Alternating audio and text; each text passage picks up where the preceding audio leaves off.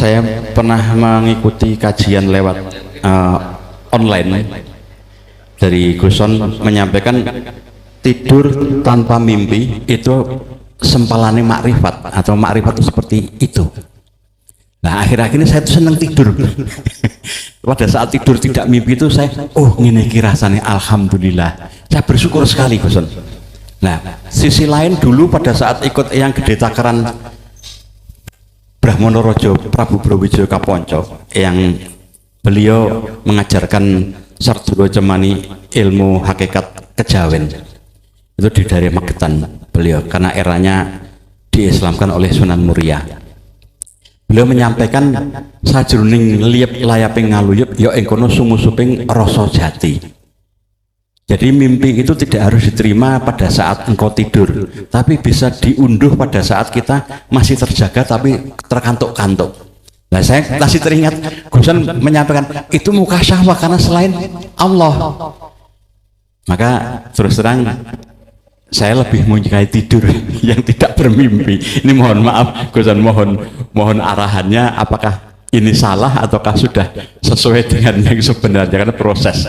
Yang terakhir itu pada saat sudah mencapai la ilaha illa ana rasa dalam rasa. Itu dalam doa sholat dan dalam sholat kondisi sholat wajib itu sering rasanya malu ataupun campur aduk antara iki hak pondak Rabbik firli warhamni wajburni warfaqni njaluk kabeh. Rasanya kok wong kita tidak punya hak apa-apa, la haula wala quwata illa billah. Akhirnya cuman ya ini ya diajarkan Rasulullah. Saya cuman ngikut ngindir gitu, apakah betul ini cara berpikir wong edan ini? Ini mohon maaf Guson.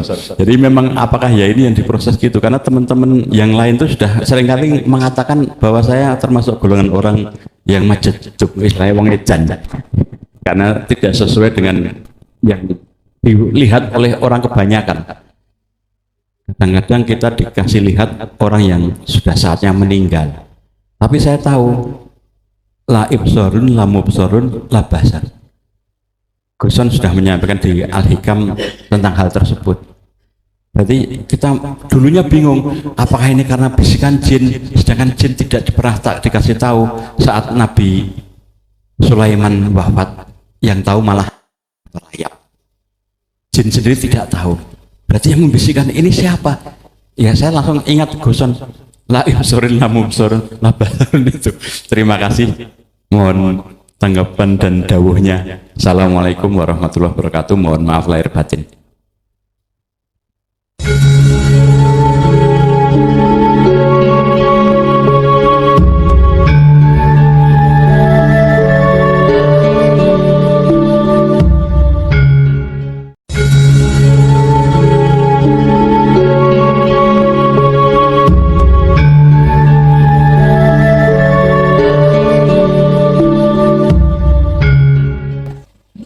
Assalamualaikum warahmatullahi wabarakatuh.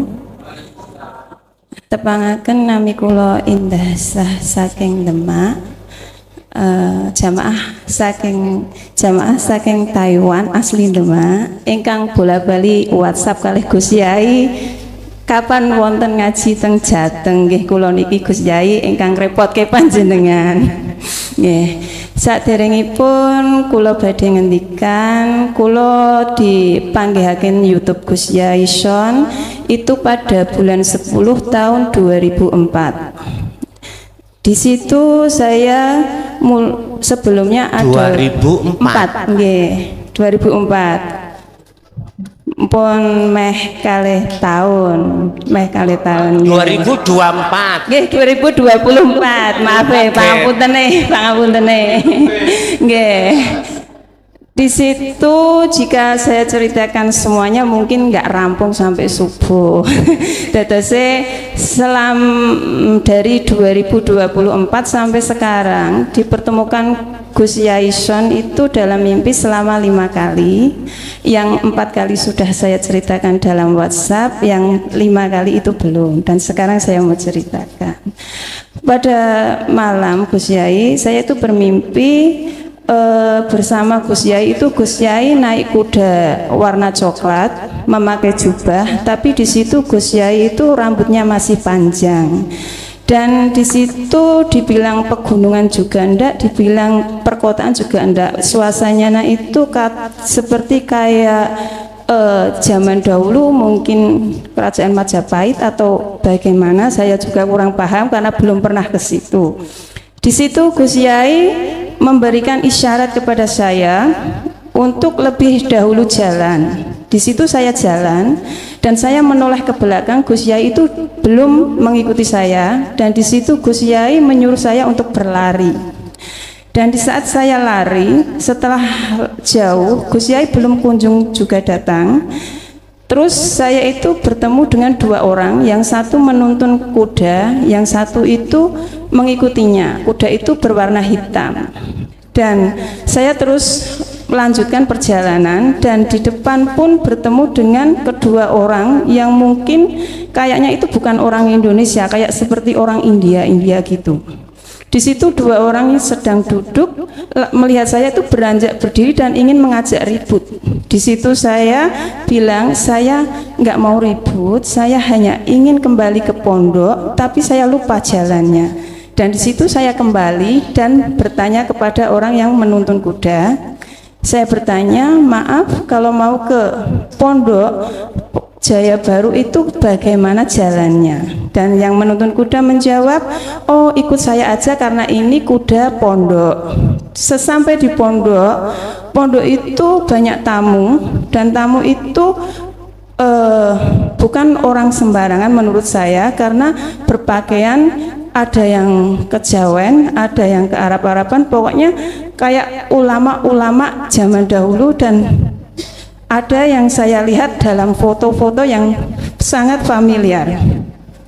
Dan di situ Gus Yai menyuruh saya untuk bantu-bantu di dapur, dan di dapur pun sama, berbagai banyak berpakaian kejawen dan lain-lainnya. Dan ada dua orang yang saya kenal, satu Bu Nyai istri Gus Yai Shon, walaupun saya belum pernah ketemu tapi saya merasa sudah kenal.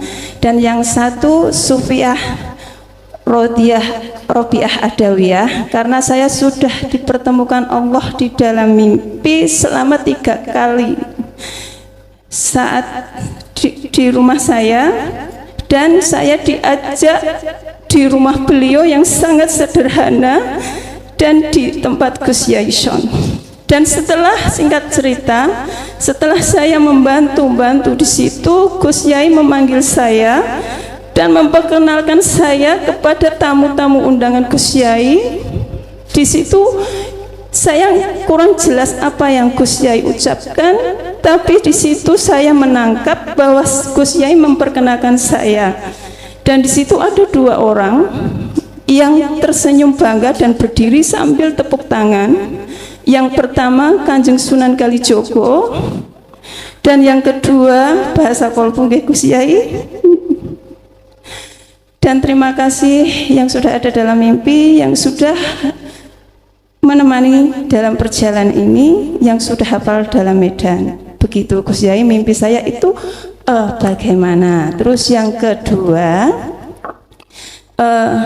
saat ikut baiat masyal di Ramadan yang harus kholwat 4 bulan 11 hari. Di situ saya kholwat Gus Yai. Itu pertama kali saya kaget karena tubuh saya itu menjadi pucat seperti mayat. Di situ saya kaget saat awal-awal. Terus saya tidak melanjutkannya, menganalisanya. Terus saya lanjut terus, itu sering terjadi. Di situ saya menangkap, saya merasa zolim bahwa sebenarnya saya ini hanya mayat dan yang hidup hanyalah sang hidup itu Gus Yai. Di situ saya merasa zolim selama ini karena telah mengakuinya, dan sering seperti itu Gus Yai. Dan lama-kelamaan tubuh saya itu menjadi putih, tapi bukan seperti mayat lagi, tapi putihnya seperti lampu neon itu Gusti. Dan di situ saya juga, oh ya Allah, selama ini zolim, selama ini saya itu hanya mayat, seperti itu Gus Yai. Dan ada lagi ya Gus Yai, saat saya menelpon anak saya, karena secara syariat saya sering mengirimkan YouTube Gus Yai kepada anak saya yang pertama. Sebenarnya tadinya mau mengantar, tapi karena anak saya besok harus sidang S2, jadi dia tidak bisa mengantarkan. Sekarang Allah itu maha baik, karena mengirimkan suami saya untuk mengantar saya.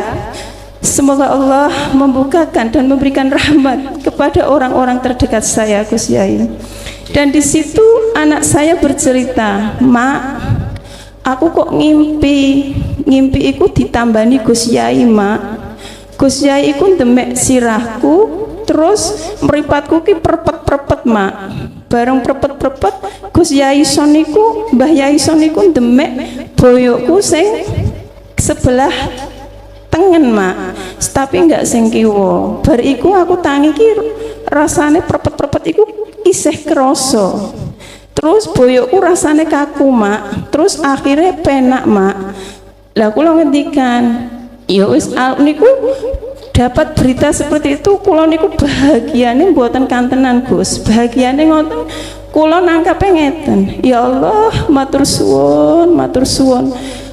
Secara syariat yen yoga kula mbok dereng saged nerampi ajaran tauhid, nggak mungkin Allah mempertemukan walaupun dalam mimpi dengan Gus Yaison. Itu kebahagiaan itu nggak bisa digantikan dengan dunia seisinya. Dan saya mau minta doa untuk Gus Yaison, semoga, karena saya juga sering mengirimkan proposal kepada Allah, karena saya itu ngerasa mesakne kalih orang-orang terdekat. Ya Allah, pripun yen kula niku pun jenengan pundhut wangsul, orang-orang terdekat saya belum menerima ajaran tauhid. Masalah di ACC kalih Gusti Allah, kapan kula balik ke malih kagem Gusti Allah. Sampun Tasih setunggal Gus Yai, maapunten nih.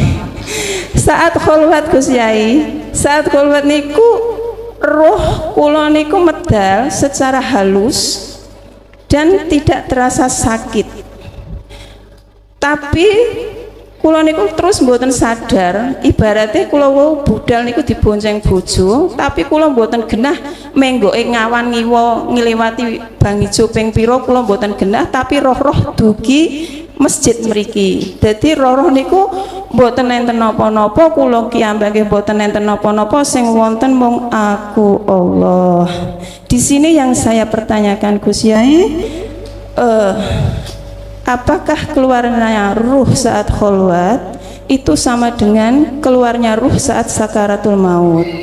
Dan kenapa konon katanya kalau ruh saat keluarnya ruh saat sakaratul maut itu teramat sangat sakitnya? Itu yang saya ingin pertanyakan. Dan ingin minta foto dan jabat tangan kepada Gus Yai jika Allah mengizinkan. Saderengipun kula matur suwun kagem sedayane, mohon maaf yen kebanyakan tanya mergo dem-deman 2 tahun. Assalamualaikum warahmatullahi wabarakatuh. La yahdiyannahum subulana. Kuda utawa jaran, Pak, iku laksana seperti nafsu. Kalau kita menunggangi kuda, kudanya kok belum jinak, mesti kita dilempar-lemparkan. Tapi kalau sudah jinak, bahkan sudah menurut terhadap kita pakai cari uang ke pasar, bisa bermanfaat. Napa namanya? Andon mri. Andon nek teng Mojokerto dokar. Tapi ingat, sejinak-jinak kuda suatu saat nek cara bahasa Mojokerto namanya larat. Jadi nggak mau dibanggel. Nafsu juga begitu. Nafsu yang sudah jenengan tundukkan, aslinya yang menundukkan itu Allah. Jenengan kali kula koyok-koyoknya menundukkan. Lah berlaku dzikir terus hati, seakan-akan kita yang menundukkan, padahal yang menundukkan Allah. Sejinak-jinak nafsu yang sudah ditundukkan, jikalau jenengan tidak terus megang kendalinya, suatu saat akan menikam kita dari belakang. Lah, ingat jorgannya nafsu, inna nafsa la amaratum bisu, ngejak elek nang Allah, ngejak lalai, dibikin lalai kita. Lah, prosesi salik menuju makrifat ketika solo iki orang kadang ya mohon maaf ada kendala di tengah jalan. Apakah kendalanya itu ada kaitannya dengan pendamping kita, anak, harta benda bisnis kita? Itu sudah biasa. Yang Allah punya maksud liyab luwakum ayyukum ahsanu amala. Wonten mriku nguji sampean kinten-kinten, nguji terhadap kita, kira-kira hati ini masih setia Allah apa enggak, masih condong pada Allah apa sebaliknya.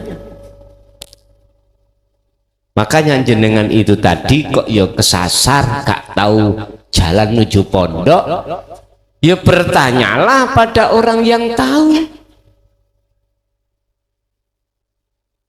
Ingat, malu bertanya, peribahasa tahu dulu ya. Terus jenengan bertanya, ya wajib hukumnya terhadap orang yang tahu. Ibarat kami itu buta, Pak. Saya buta.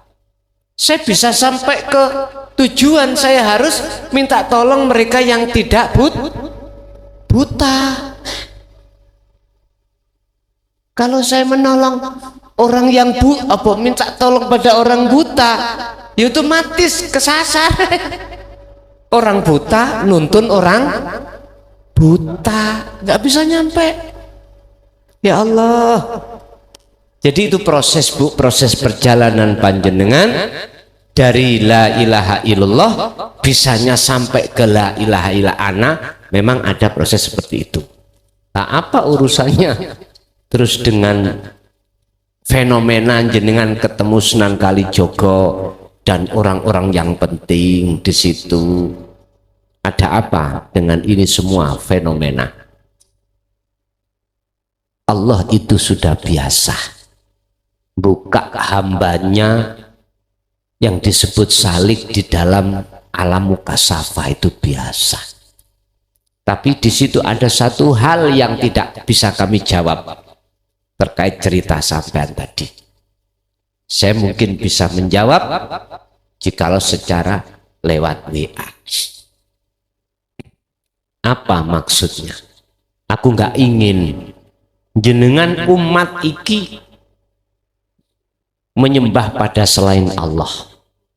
Sebab Kanjeng Nabi Rasul siapapun nggak pernah nyuruh umat untuk memuji terhadap selain Allah, nggak ada. Semua mendorong umatnya masing-masing untuk hanya memuji, menyembah hanya datang Gusti Allah. Nah, tekan sing nomor 3 ila ana mau, berarti proses secara hakikat jenengan zikir itu tadi sudah saya ceritakan. Siapa yang sudah ditanami Allah 2 kesadaran, tentang netepi sifat sejatine makhluk dan netepi sifat sejatine Allah, maka akan masuk di alam fana untuk menghilangkan seluruh selain Allah, baru ditaruh ning alam makrifat, munculi tauhid la ilaha illallah. Mekaten. Lanjut.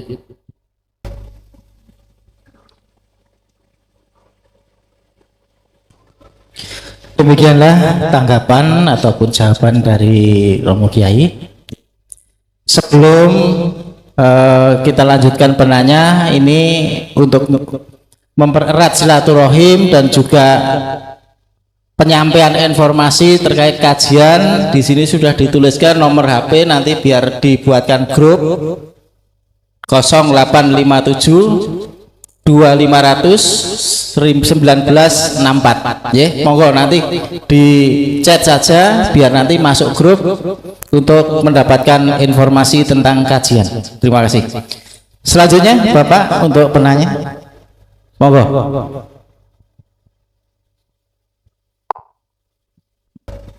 Matur suwun. Assalamualaikum warahmatullahi wabarakatuh. Nuwun sewu dumateng Gus Mukhlason saha takmir ingkang sepindah kawula ngaturaken panuwun. Ucapan terima kasih kepada takmir Pak Haji Samsul Arifin dan seluruh krunya atas adanya kajian makrifat di daerah Solo Raya ini, karena biasanya kami harus ke Mojokerto, bahkan pernah paling dekat Andong. Alhamdulillah diperdekat oleh Pak Kiai. Yang juga kepada saudara-saudara saya yang dari wilayah Solo, Sukoharjo dan sekitarnya, seringkali saya ditanya mengenai kebutuhan kitab yang seringkali belum tahu. Untuk kebutuhan kitab silahkan kontak dengan Mas Bintang yang sekarang nyoteng ini. Nomor teleponnya 0822 199 5646. Ini berbagai macam kebutuhan dari pondok untuk umat dan dari umat ke pondok.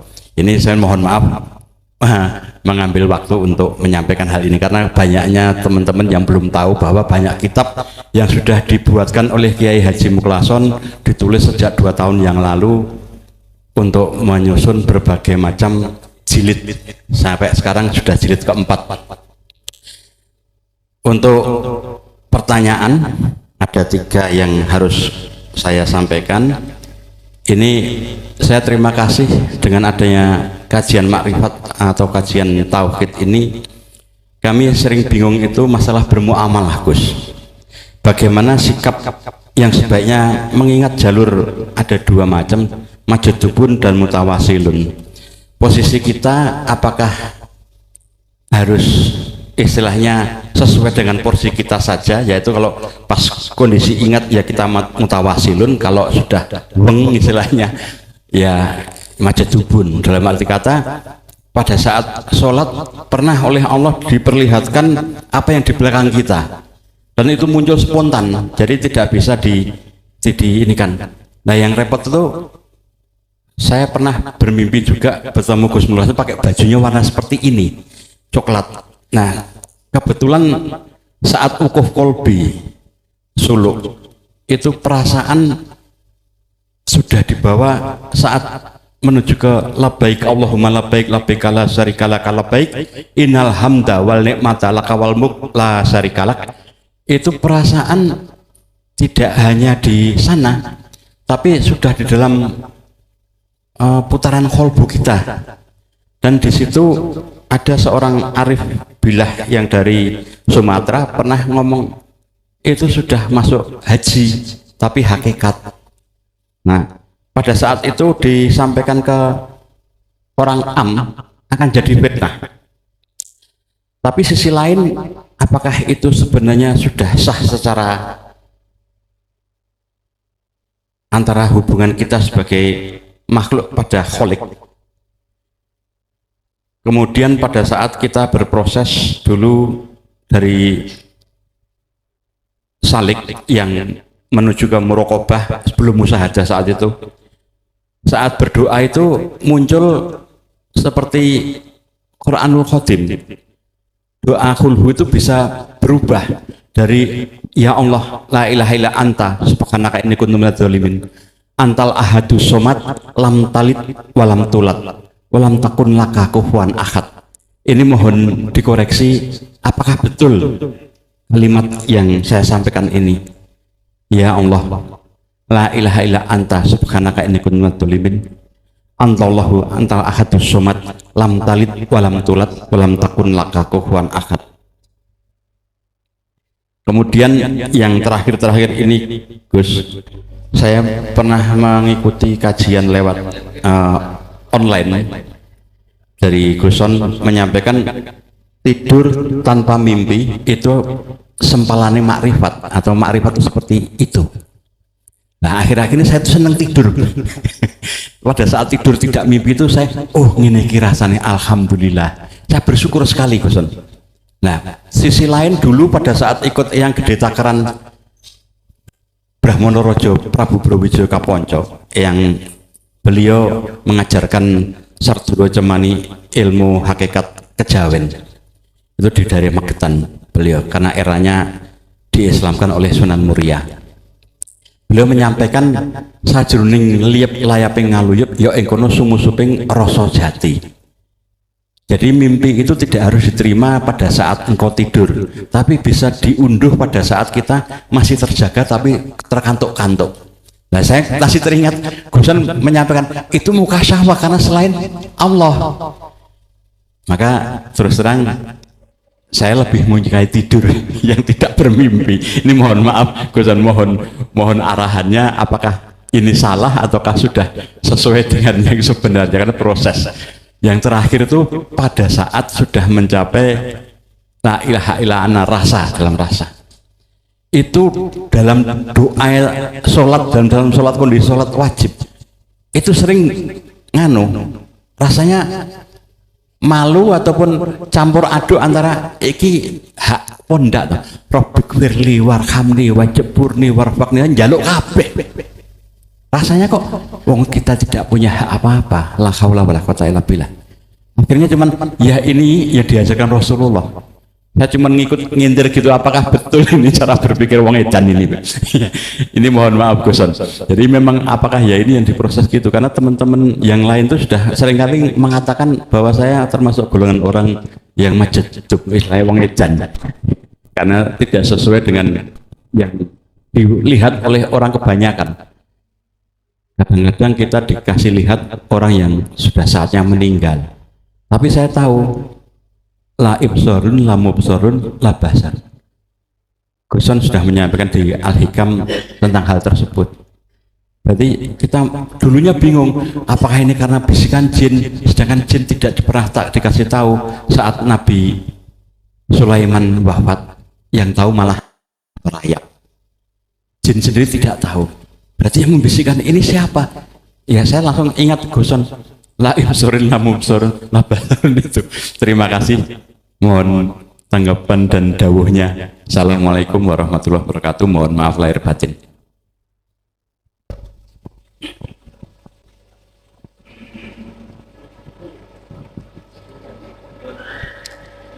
Ketika saat sisalik muamalah,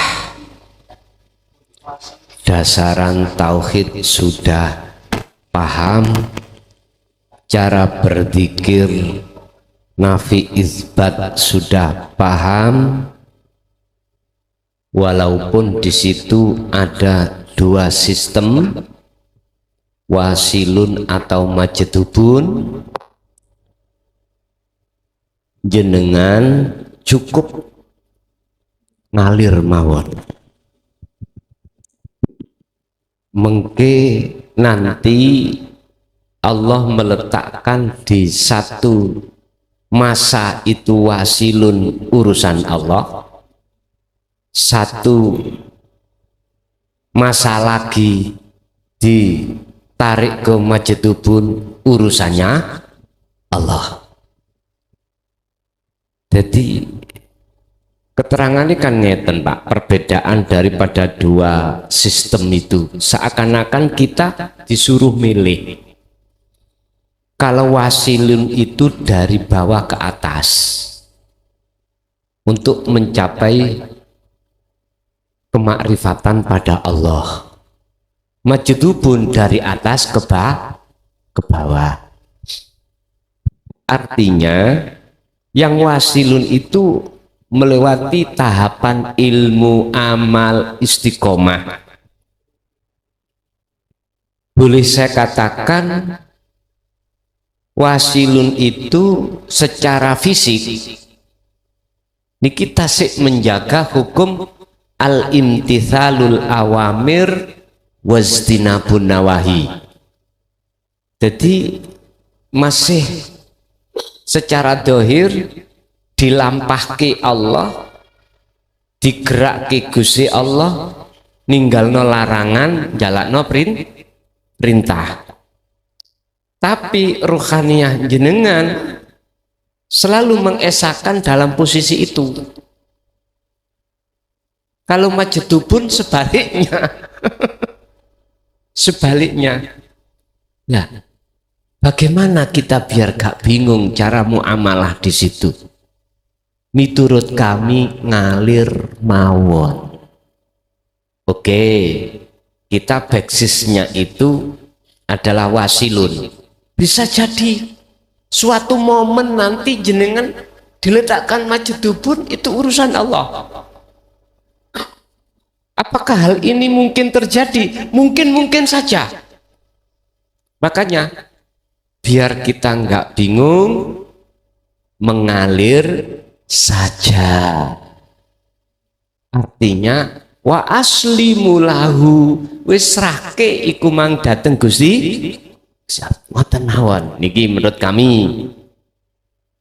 Bukan berarti saya memaksa jenengan untuk harus wasilun, untuk majdubun, badan sakerso Gusti Allah ngersakake si A tidak sama dengan si B, itu bukan urusan kita, itu urusannya Allah.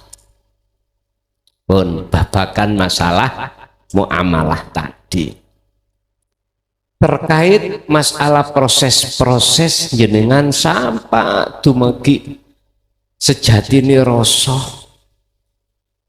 atau hal-hal yang lainnya sing pun sampai urai tadi, pertanyaannya apakah itu sudah benar? Jawab saya sederhana, saya tidak akan pernah menyalahkan Allah yang memperjalankan kepada si A dan si B walaupun tidak ada kesamaan. Saya cuman mengatakan setuju. Krono iku wis hake Allah. Siapapun yang diperjalankan dibuka kasafnya urusannya Allah, gak dibuka kasafnya ya urusannya Allah. Cuman yang terpenting di situ miturut sistem ilmu ngeten.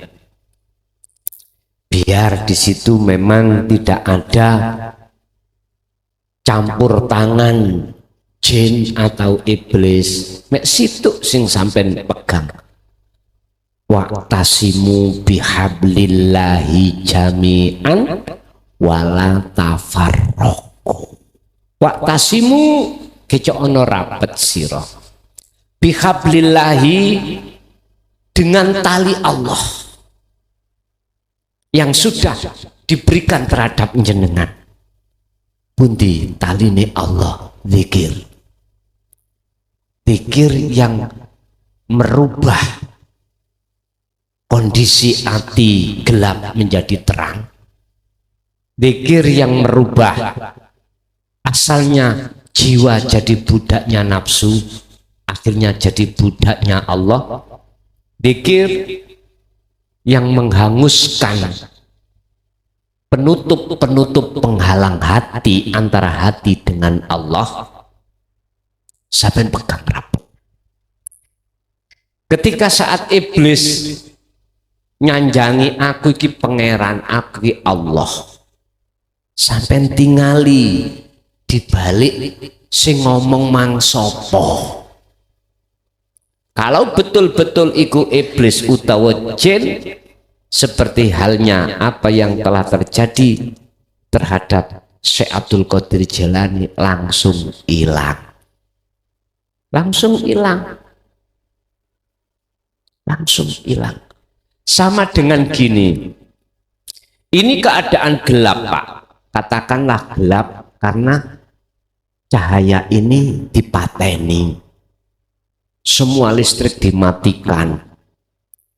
Akhirnya gelap seakan-akan ada. Tapi ketika saat cahaya itu didatangkan, Allahu waliyul ladina amanu yukhrijuhum minadz-dzulumati ilan nur. Maka gelap itu seketika itu langsung hilang. Akhirnya beliau berani mengarang kitab namanya apa? Sirul Asrar. Geniki taline Allah antara jiwa dengan Allah. Sampai dibukakan dalam surat Al-Fajr ayat 27 sampai 30. Niki saking nemene Gusti Allah nurunake ayat iki. Ibaratnya jiwa sampai saking dableke. Ninggalno Allah saking dableke. Sampai kali kula niki melalaikan Allah.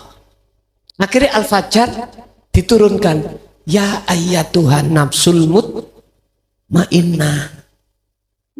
Isine manggil nang jiwa iku mau irji'i ila rabbiki. Diperintahno balik sampean. Diperintahkan untuk kembali kepada Allah imannya. Tadinya iman nang Pak D, iman nang diri sendiri. Ini ndak disuruh kembali. Tapi syaratnya mau tebusannya abot. Nopo rodiatan. Jenengan iki dengan ikhlas ridho melepaskan apa yang sudah kadung ada di dalam hati selain Allah tadi.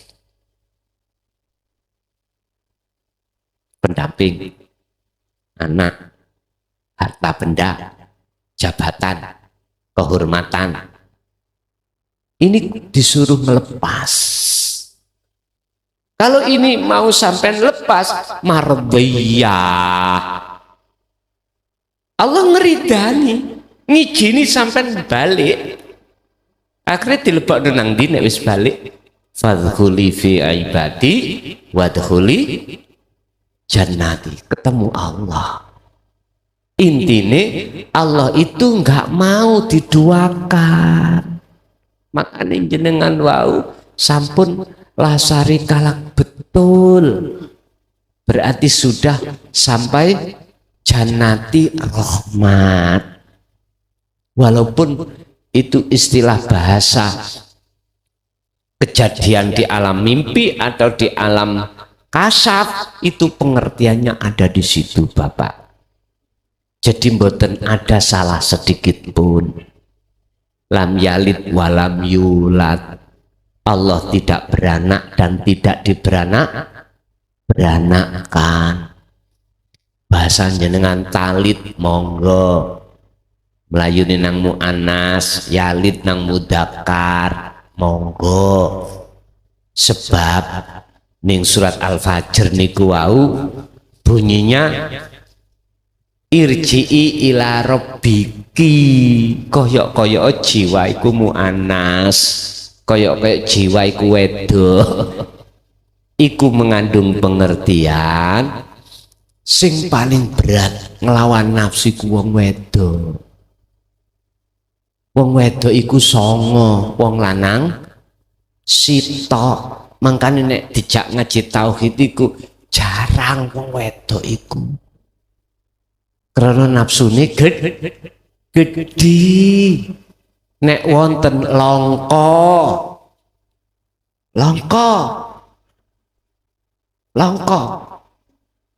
Nah, proses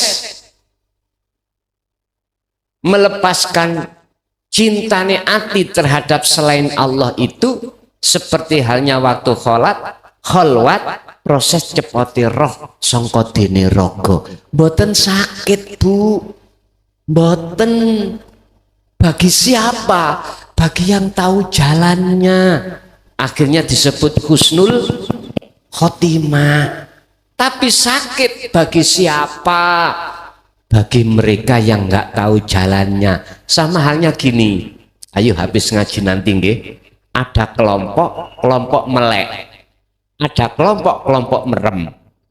Pun sing merem terus sampai tutup omah. Sing melek terus sampai tutup omah. Sing sumpek sing pundi? Sing merem. Karena gak tutup nggak bisa nyampe sampai ke rumah. Paling yo kejelugup nang got, nabrak pager. Sak piturute. Sama dengan gitu, Bu.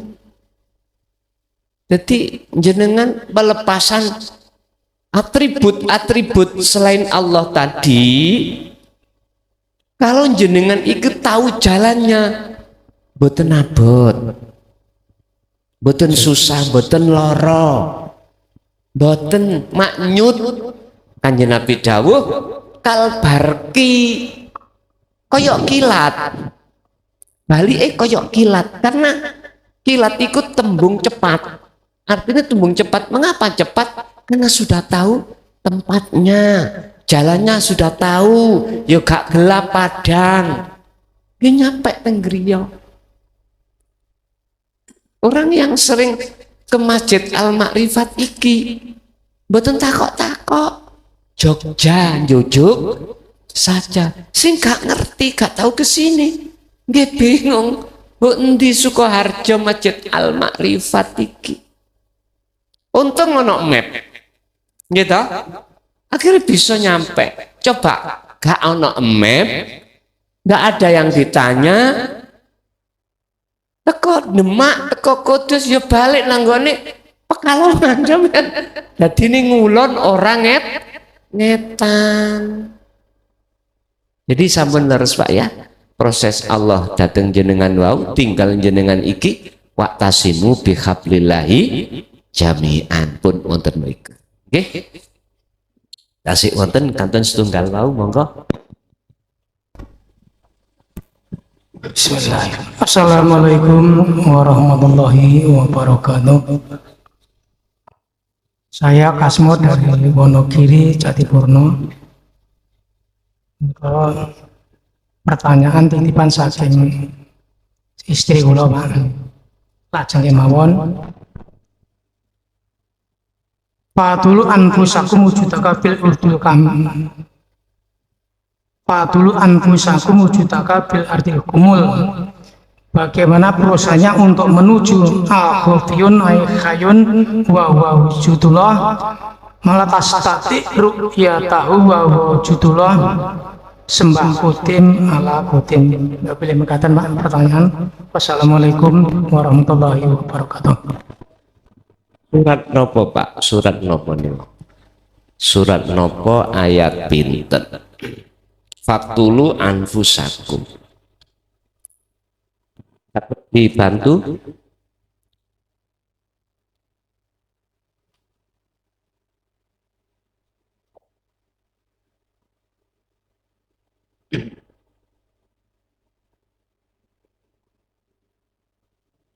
Yang jenengan tanyakan tadi.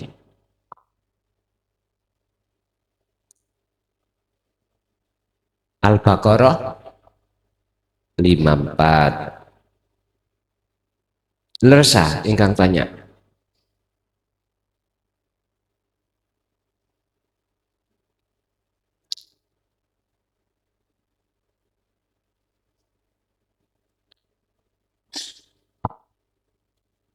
Niku ngeten. Kalau yang dimaksud Al-Baqarah 54 niku kisah Nabi Musa datang kaum, di mana ketika saat Nabi Musa uzlah di Gunung Turisina dalam rangka menerima wahyu kitab Taurat. kaumnya yang ditinggal niku Pak berbalik arah. Artinya berbalik arah, mengadakan sesembah anyar, yaitu anak sapi. Wa idh qala Musa liqaumihi ya qaumi innakum dzalamtum anfusakum. Ketika Nabi Musa itu bersabda terhadap kaumnya, sabdone ngeten, innakum sak temene sira kabeh iku dalam tum ngani ngoyo sira kabeh. Wa id qala Musa liqaumihi ya qaumi he kaumku innakum dalam tum anfusakum, kamu sekalian telah berbuat zalim terhadap dirimu sendiri. Berupa apa ya Musa? Saya zalim. Bittikhatikumul ijlah, mengadakan sesembahan al-ijlah ing anak sapi, menjadikan anak sapi sebagai sesembah. Nah, anak sapi ki maksudnya nggih selain Allah itu loh Pak. Paham nggih? Pendamping kita kok mlebu nang jerone ati berarti nglebokno pedet. Makanya kalau hari raya Idul Adha nopo kok diperintahno disembelih. Iku lak syariate nyembelih sapi. Tapi eman nek pedet sapi sing jero dodo gak disembelih ya eman.